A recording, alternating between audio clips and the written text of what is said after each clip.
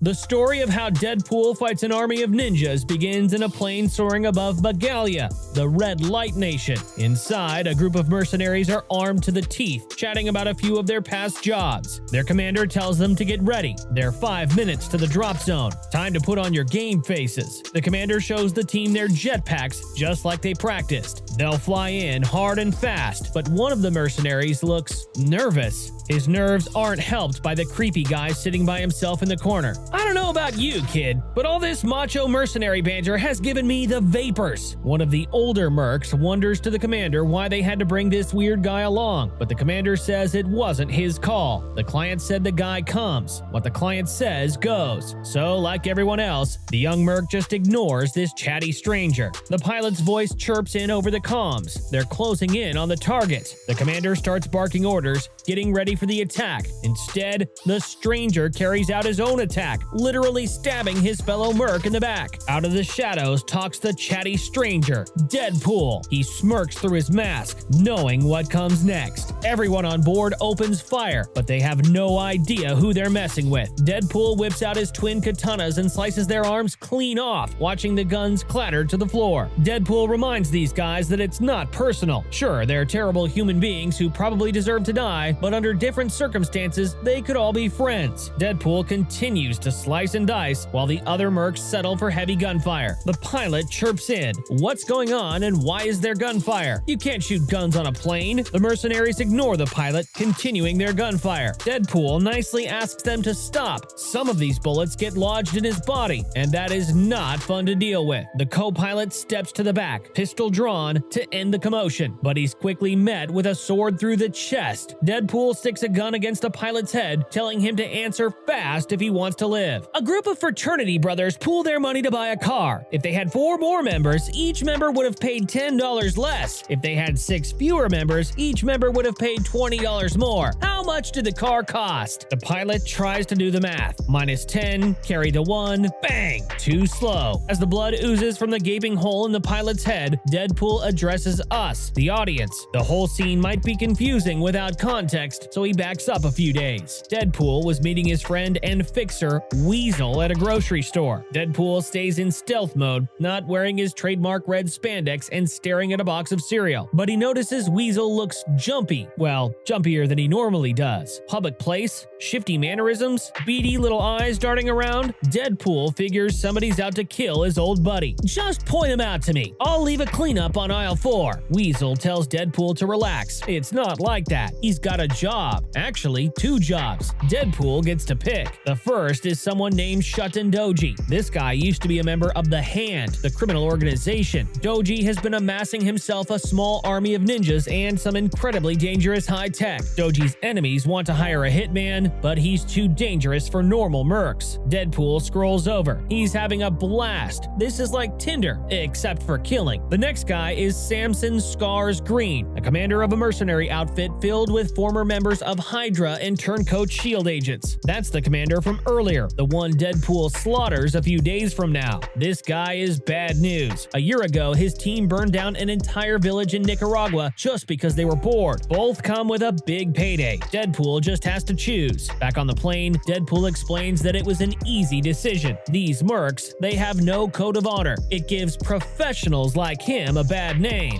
Deadpool scans his handiwork. He opens the bay doors, revealing the merc's target, Shuten Doji's castle. If there's anything Deadpool hates more than unprofessional mercenaries, it's ninjas in demon masks. The castle isn't as antiquated as it seems on the surface. As the plane approaches, missile launchers lock on the target. Gun-wielding monks run up to their master, Shuten Doji, to alert him of the attack, but he's already sensed it. Shouldn't be a big deal. That's what the missile launchers are for. Right before the rockets hit the plane, jetpacks fly out from the bay door. It's the corpses of the mercenaries, flying aimlessly even as their ship explodes. The jetpack-riding dead mercs crash through the castle, leaving the monks shocked, confused, and terrified. The perfect distraction by Deadpool. As Doji's castle becomes engulfed in flames, the monks realize that one of the attackers is still alive. The monk bends down to look at the red figure, giving Deadpool the perfect chance to send a sword right through his gut. More monks flock to the scene, but Deadpool cuts them all down, singing singing a little tune the whole time. He takes a couple bullets, but he'll be fine. More than anything, he's disappointed. I kinda had my heart set on ninjas. Be careful what you wish for, Wade. As he plucks bullet shards from his shoulder, he sees quick flashes across the room. He reaches down for his gun, ready for an attack. Finally, he spots a leg darting behind a corner. Ninjas! Deadpool smirks, happy to be able to say he actually battled an army of ninjas. Suddenly, they reveal themselves, and it's a lot more than he expected. They swarm Deadpool from every angle, covering every inch of the castle's plaza. Next, they have what Deadpool calls a ninja standoff. They hang back and use their chi to dominate him before the fight even begins. All the while, he's just playing Wu-Tang Clan lyrics over and over in his head. That makes this the perfect time for us to play a little catch-up. A few days earlier, Weasel comes over to Deadpool's apartment. The place is a mess. Apparently, the previous tenants threw a massive party before they moved out. Deadpool liked the vibe, so he asked the landlord not to clean it up. You know, normal home decor. Deadpool spots a name tag on Weasel's chest. Jack.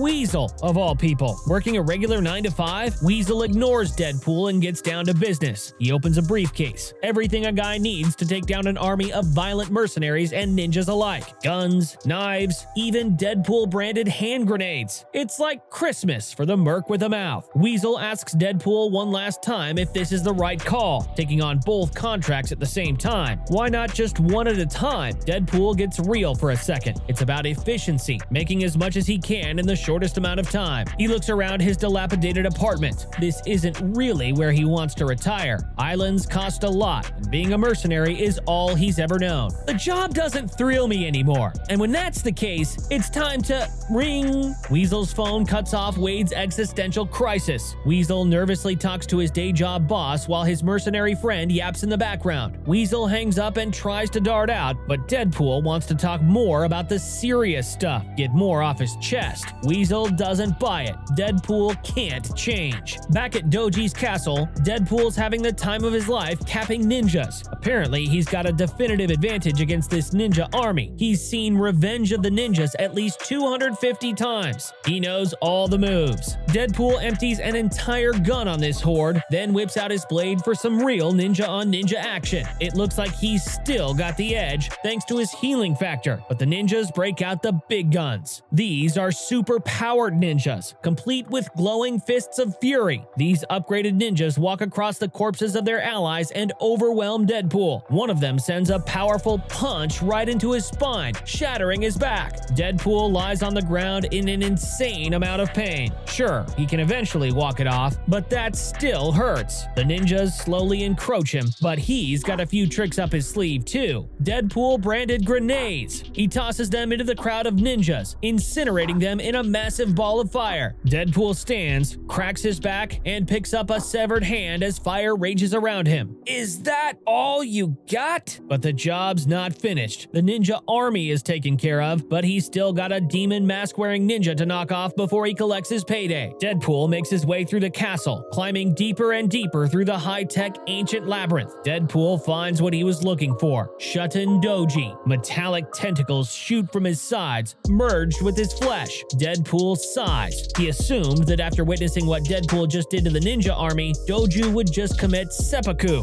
No matter, Deadpool's up for this fight too. Before Deadpool can go on the offensive, the arms dart out like lightning and ensnare Deadpool. Doji lifts Deadpool to stare at him face to face. Still, Deadpool isn't concerned. You really shouldn't have pulled me in this close. When Deadpool picked up that severed hand earlier, that wasn't just for posterity. He sawed off his own hand to replace it with one of the glowing fists from the superpowered minions. They didn't seem to mind. The fist begins to glow. Doji knows he's absolutely done for. Deadpool super punches the demon ninja square in the face, resulting in an explosion that lights up the room. Doji's demon mask soars off, clanging to the dirt. Deadpool's entire left arm has gone up in flames. He won, but it took a lot out of him. He rambles to himself for a moment, calling himself the immortal Deadpool Fist, sworn defender of Pepe's House of Tacos. But even Deadpool knew he'd taken just too much damage. He radios for Weasel for a pickup, then collapses to the ground. Everything goes black.